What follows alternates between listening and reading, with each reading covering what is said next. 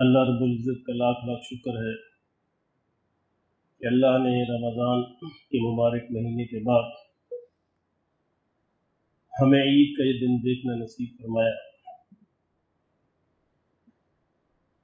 یہ جو آیت میں نے آپ کے سامنے تلاوت کی ہے، اللہ نے اس میں فرمایا کہ من جاء بالحسنۃ، کہ جو کوئی ایک نیکی لے کر آئے گا، فلاح عشر امثالھا، تو میں اس کا 10 گنا بدل جو ہے وہ عطا کروں گا۔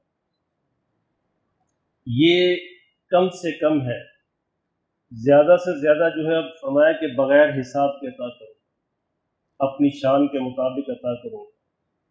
یعنی ضابطہ اللہ نے یہ بنایا ہے کہ جو نیکی اللہ کی بارگاہ میں قبول ہو جائے اس کا کم سے کم اجر جو ہے وہ 10 گنا ہے۔ اور اللہ کی رحمت دیکھیے کہ ومن جاء بالسیئہ، اور جو کوئی برائی لے کے آئے گا، فلا یجزا الا مثلھا، اس کا اتنا ہی بدلہ ملے گا، اس کو بڑھایا نہیں جائے گا۔ یعنی برائی ایک ہے تو ایک ہی شمار ہوگی، نیکی ایک ہے تو 10 شمار ہوگی۔ اب یہ ہم نے خود غور کرنا ہے کہ کیا ہمارے یہ روزے جو ہم نے رکھے ہیں یہ اس قابل تھے کہ اللہ کی بارگاہ میں ایک کے 10 شمار ہو جائے؟ تو کہتے ہیں نا خود احتسابی، رمضان کے بعد یہ خود احتسابی سیلف اکاؤنٹیبلٹی کی جائے، حساب لگایا جائے کہ کیا میرے روزے مکمل روزے تھے یا ادھورے روزے تھے، کیا ہم نے صرف معدے کا اور پیٹ کا روزہ رکھا یا باقی اعضاء کا بھی روزہ رکھا۔ جس طرح انسان جو ہے صرف پیٹ کا نام نہیں ہے، انسان جو ہے ہاتھوں کا، دل کا، دماغ کا، آنکھیں ہیں، کان ہے، ناک ہے، باقی سارے اعضاء ہیں، یہ سارے ملے تو انسان کا وجود بنتا ہے۔ اگر ایک صرف معدہ ہی ہو اور پیٹ ہی ہو تو اس کو انسان نہیں کہا جائے۔ اسی طرح جو روزہ ہے، یہ باقی جو اعمال ہیں، اس میں بھی انسان کا پورا وجود شامل ہونا چاہیے، پھر اس کا اللہ کے ہاں اجر ملتا ہے۔ ہمارے ہاں بدقسمتی سے یہ ہوتا ہے کہ ہم روزہ تو رکھتے ہیں الحمدللہ، لیکن وہ صرف ہمارے معدے تک محدود رہتا ہے، باقی اعضاء اس کے اندر شامل نہیں ہوتے۔ آنکھیں اس میں شامل نہیں ہوتی، کان اس میں شامل نہیں ہوتے، زبان اس کے اندر شامل نہیں ہوتی، ہمارا دل اور دماغ اس کے اندر شامل نہیں ہوتے، سوچیں اس کے اندر شامل نہیں ہوتی۔ جب وہ شامل نہیں ہوں گی تو پھر وہ نیکی جو ہے وہ مکمل نیکی کا روپ نہیں دھارے گی۔ نیکی کے لیے ضروری ہے کہ وہ نیکی ہو، مکمل ہو، ادھوری نہ ہو۔ وہ ادھوری نیکی جو ہے وہ اللہ کے ہاں شرف قبولیت نہیں پاتی، جس کی مثال آقا دو عالم صلی اللہ علیہ وسلم نے ارشاد فرمائی ایک حدیث میں۔ آپ نے فرمایا جس کا مفہوم یہ ہے، ایک شخص نماز پڑھتا ہے تو اس کو 10 گنا اجر ملتا ہے، 10 گنا، جس طرح اس آیت میں کہا گیا، اور دوسرا پڑھتا ہے تو اس کو 9 گنا ملتا ہے، تیسرا پڑھتا ہے اس کو 8 گنا، چوتھا پڑھتا ہے تو اس کو 7 گنا، پانچواں پڑھتا ہے تو 6 گنا، اس طرح 5 گنا، 4 اور تیسرا اور دوسرا اور ایک۔ اور فرمایا کہ بعضوں کی نماز ایسی ہے جو کالے کپڑے میں لپیٹ کر ان کے منہ پر مار دی جاتی، قبول نہیں ہوتی۔ اب ہمارے روزے کیا اللہ کی بارگاہ میں قبول ہو گئے یا نہیں ہو گئے، یہ ہمیں اس کا حساب لگانا چاہیے۔ اچھا آپ کہیں گے کہ کیسے؟ یہ ہر شخص جان سکتا ہے کیا ہمارے روزے قبول ہوئے یا نہیں قبول ہوئے۔ عبادات جو ہے نا، عبادات اللہ نے اس کی تاثیر بیان فرما دی ہے قرآن مجید میں۔ اگر وہ عبادات اپنی تاثیر ظاہر کریں اس کا مطلب اللہ کی بارگاہ میں قبول ہے، اگر وہ اپنی تاثیر کو ظاہر نہ کریں تو اس کا مطلب ہے کہ وہ اللہ کی بارگاہ میں قبول نہیں ہے۔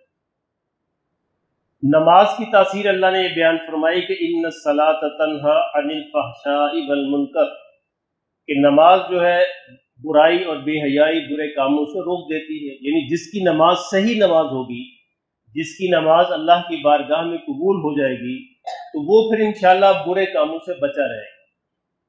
اگر نماز بھی پڑھتا ہے، برے کام بھی کرتا ہے، نماز بھی پڑھتا ہے، جھوٹ بھی بولتا ہے، نماز بھی پڑھتا ہے، کم بھی تولتا ہے، نماز بھی پڑھتا ہے، دھوکہ بھی دیتا ہے، تو پھر خطرہ ہے کہ اس کی نماز اللہ کی بارگاہ میں قبول نہیں۔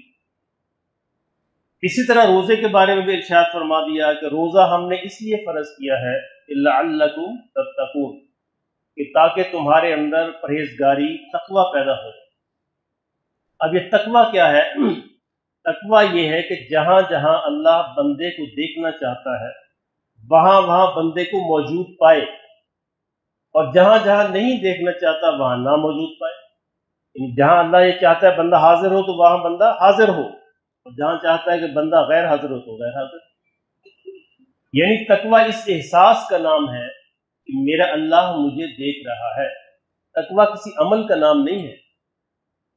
अगर ये एहसास दिल के अंदर परवरिश पा गया है और दिल के अंदर मजबूत है कि मेरा अल्लाह मुझे देख रहा है, मेरा अल्लाह मेरे साथ है, मैं हर दम अल्लाह की नज़र में हूँ, इसका मतलब है ये तकवा उसके अंदर परवरिश पा रहा है। अच्छा, ये एहसास जो फिर ये अपना ज़ुहूर करेगा, जब ये एहसास होगा तो ये ज़ाहिर होगा अमाल के अंदर। फिर इंसान जो है बुरे कामों से बचेगा, क्योंकि उसे पता है कि मेरा अल्लाह मुझे देख रहा है। फिर वो अंधेरे कमरे के अंदर, बंद कमरे के अंदर भी उसकी जो अमल है वो सैयदना यूसुफ अलैहिस्सलाम जैसा हो। ये है ना आला तरीन मिसाल कि मेरा अल्लाह मुझे देख रहा है। सैयदना यूसुफ अलैहिस्सलाम को बंद कमरे के अंदर ताले लगा के, यानी उस खातून ने जब गुनाह की दावत दी है तो यूसुफ अलैहिस्सलाम ने कहा कि मेरा अल्लाह मुझे देख रहा है, मैं तुम्हारी इस बात को कबूल नहीं कर सकता, कोई देखे ना देखे अल्लाह तो मुझे देख रहा है। और इन हालात के अंदर भी जब कोई भागने का रास्ता नहीं था, दरवाजे बंद हैं, ताले लगे हुए हैं और कोई वहां पे मौजूद नहीं है, इस हाल के अंदर भी भागे कि मुझे जो काम करना है वो मैं करना है, जो मैं कर सकता हूं वो करूंगा, बाकी अल्लाह के जिम्मे है। और जब भागे तो फिर अल्लाह ने ताले और दरवाजे खोल दिए, फिर कोई रुकावट नहीं आई। इंसान के जिम्मे जो काम अल्लाह ने लगाया है, अगर इंसान वो काम करने पे राजी हो जाए और वो काम करने पे तैयार हो और अपने हिस्से का काम करे, तो फिर अल्लाह तो बड़ा गफूर रहीम है। अल्लाह तो फिर मान रखता है, फिर लाज रखता है, बाकी का काम जो है अल्लाह खुद ब खुद कर देता है। इंसान के ये जिम्मे है कि खुलूस दिल के साथ, खुलूस नीयत के साथ अमाल को करे और साथ साथ परखता रहे कि क्या मेरे अमाल अल्लाह की बारगाह में कबूल हो रहे हैं या नहीं हो रहे। अगर रमज़ान के बाद, रोज़ों के बाद हमारे दिल के अंदर नरमी पैदा नहीं हुई, फिर खदशा है कि मामला गड़बड़ है। अगर रमज़ान के बाद हमारे अंदर ये एहसास पैदा नहीं हुआ कि हमें अपनी ज़ुबान और हाथ से दूसरे मुसलमानों को महफूज रखना है। हुज़ूर ने फरमाया कि अल-मुस्लिमु मन सलिम अल-मुस्लिमून मिन लिसानिही व यदिही, कि सच्चा हकीकी मुसलमान वो है जिसकी ज़ुबान और हाथ से दूसरे मुसलमान महफूज रहते हैं। यानी रमज़ान के 30 रोज़े रखने के बाद भी अगर ये एहसास पैदा नहीं हुआ और हमारी ज़ुबान से गालियाँ भी उसी तरह जारी हैं, ग़ीबत भी उसी तरह जारी है, झूठ भी उसी तरह जारी है, चुगली और कीना और बुग़्ज़ सारे उसी तरह हमारी ज़ुबान से ज़ाहिर हो रहे हैं और हमारे हाथ भी दूसरों के नुकसान के उठ रहे हैं, इसका मतलब रोज़ा एक रस्म थी, यदि अल्लाह की बारगाह में कबूल नहीं हो। अगर ये तब्दीली नहीं आई तो फिर हमें इसके लिए हसास हो जाना चाहिए। फिर हमने एक रस्म तो पूरी कर दी। एक होता है किसी चीज को उसकी जहन के अंदर रख के उसके नतीजे को करना, और एक होता है मुआशरती मजबूरियों से करना। इंसान एक माहौल के अंदर होता है ना, तो माहौल की वजह से बहुत सारे अमाल कर रहा है। हम मुसलमानों के माहौल में, मुसलमान खानदान में है, मुआशरती एक माहौल बना हुआ है, तो हमारे लिए करना बड़ा आसान है, कर लेते हैं। लेकिन ये नहीं देखते क्या उसके जो असरात होने थे हमारी शख्सियत पर वो हुए या नहीं।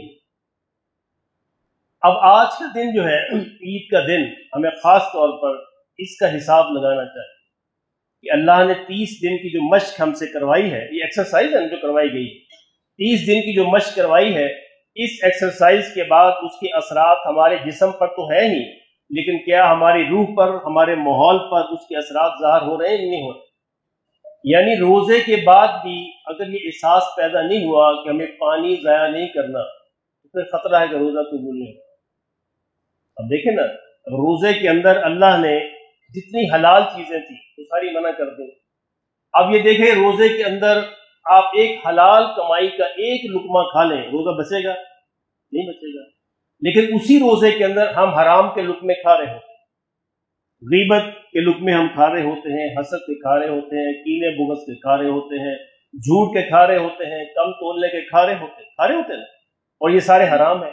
अल्लाह ने तो हलाल मना कर दिया, हलाल का एक लुकमा भी रोजे को तोड़ डालेगा, और हराम के इतने लुकमे हम रोजा रख के खा रहे हैं और फिर हम समझते हैं रोजा बचा हुआ है।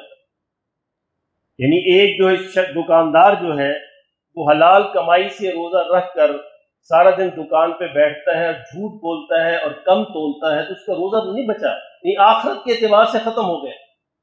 दुनिया के एतबार से बेशक हो, लेकिन आखिरत के एतबार से उसको कोई अजर नहीं, अब रोजा कोई असरात मुरतब नहीं करे। इसलिए बड़ा आसान है कि हम सारे के सारे इस बात का हिसाब लगाएं कि रोजा कबूल हुआ या नहीं हुआ। तो असरात देख लीजिए कि हमारी शख्सियत पर क्या असरात हुए। सबसे पहला असर तो ये होना चाहिए कि शख्सियत के अंदर नरमी पैदा हो जाए। आम तौर पर यह होता है कि जितने नमाजी हैं और जितने बड़ी बड़ी दाढ़ियां जिन्होंने रखी हुई हैं उनकी तबीयत में सख्ती होती है। देखा ना आपने, क्यों होती है? इबादत कबूल नहीं हो रही, एक आदत बनी हुई है, आदतन कर रहे हैं, तबीयत वहीं की वहीं है, मिजाज वहीं का वहीं है।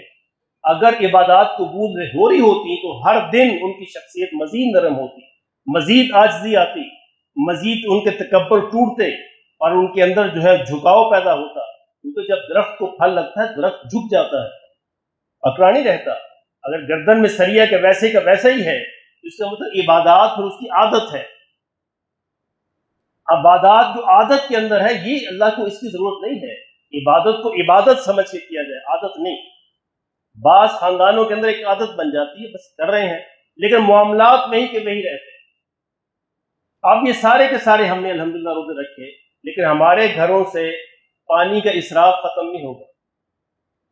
हम बाहर पानी फेंकेंगे ताकि दूसरे फिसल जाए, गिर जाए, उनके कपड़े खराब हो जाए, जो मर्जी हो जाए, हमें इसकी परवाह नहीं। हराम है दूसरे को तकलीफ देना, हराम है, नाजायज नहीं, कम नहीं, हराम है किसी मुसलमान को तकलीफ देना, कोई भी ऐसा अमल जिससे दूसरे मुसलमान को तकलीफ पहुंचे। अब हालत तो ये है कि खवातीन पाइप लेकर यानी खड़ी होती हैं और उनको ये भी फिक्र नहीं होती कोई गुजर रहा है रास्ते से।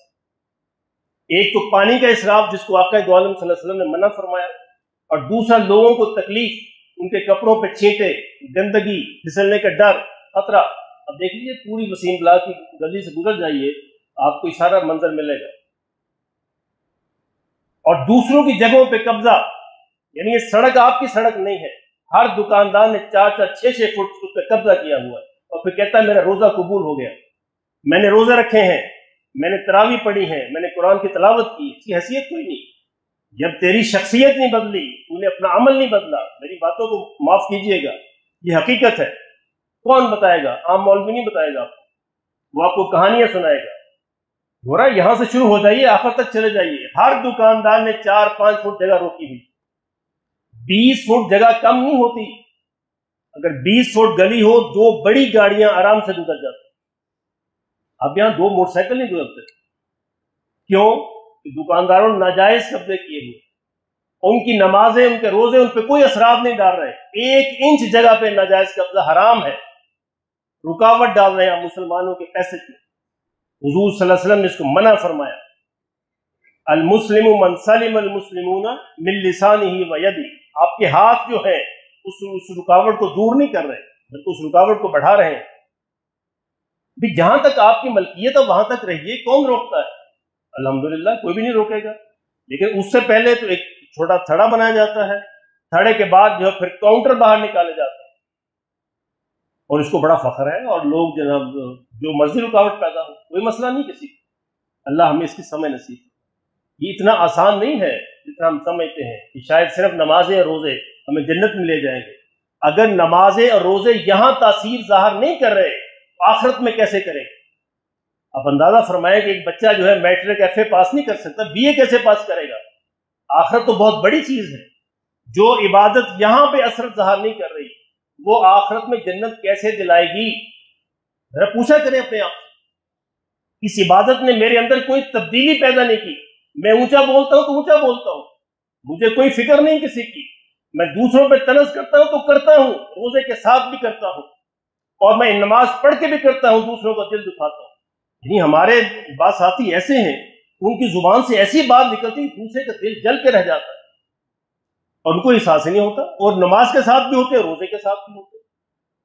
अच्छा, दूसरा जो है मुरव्वत में कहता नहीं, लेकिन उसके दिल पे जो गुजरी है अल्लाह के यहाँ लिखा गया है, अब उसको जवाब नहीं देगा, वो मुरव्वत करेगा, मुरव्वत में चुप कर जाएगा, लेकिन उसका दिल जो जल गया है वो अल्लाह के फरिश्तों ने, अल्लाह ने लिख लिया। अब ये माफ नहीं होगा, आखिरत में इसका हिसाब किताब होगा। तो उस शख्स ने कुछ कहा ही नहीं, या तो वो जवाब में कुछ कह देता तो माफी तलाफी हो जाती।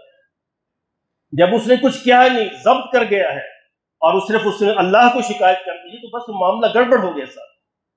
यानी किसी शख्स ने बुराई का, जुल्म का बदला ले लिया तो फिर तो हिसाब हो गया। अगर वो खामोश हो गया तो उसने इंतहाई खतरनाक मामला किया आपके साथ, उसने अपना मामला अल्लाह के सुपुर्द कर दिया। बड़ा अजीब मसला है। यानी हमारी जुबानें गज गज की जुबानें निकलती हैं और हम समझते हैं हमारी नमाजें रोजे हमें जन्नत में ले जाएंगे। अल्लाह हमारे हालों पर रहम फरमाए।